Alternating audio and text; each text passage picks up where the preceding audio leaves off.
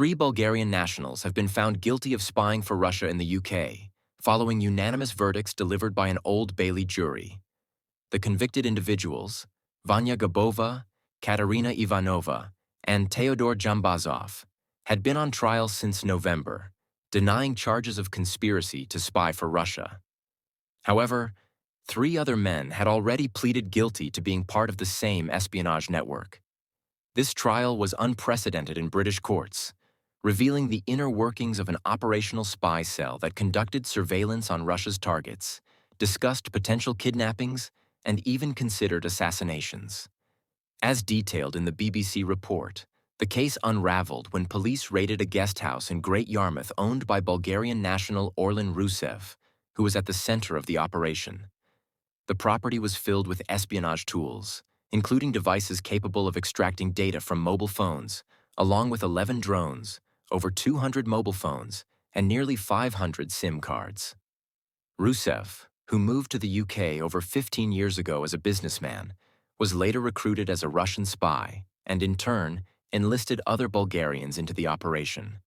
Among them were Jambazov and Ivanova, a couple who worked in healthcare and ran courses on British values, as well as Ivan Stoyanov, a mixed martial arts fighter.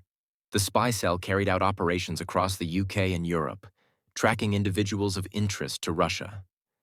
Their surveillance included monitoring Ukrainian troops believed to be training at a US military base in Germany, filming embassies, and spying on journalists.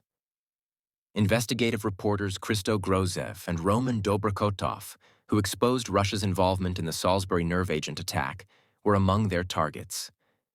In one instance, Ivanova used spyglasses to record Grozev on a plane, transmitting footage in real time to the cell.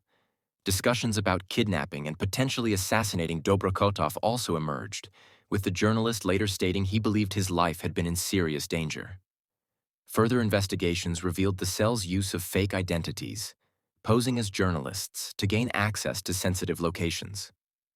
The operation was directed from abroad by Russian state asset Yan Markov, who remains wanted in Germany for fraud. He acted as the intermediary between the Russian intelligence services and Rusev, facilitating the group's surveillance activities in the UK. One of the victims, Dobrokotov, suggested that orders for the operation could have come directly from Russian President Vladimir Putin, given the political nature of their targets. The case marks a significant moment in UK security, exposing Russian intelligence operations on British soil. The trial provided a rare glimpse into the inner workings of a spy cell, with investigators gaining access to their communications, footage, and surveillance plans.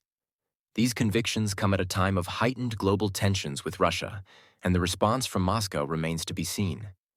British authorities, however, have made it clear that this was a deliberate act of espionage orchestrated by Russian intelligence.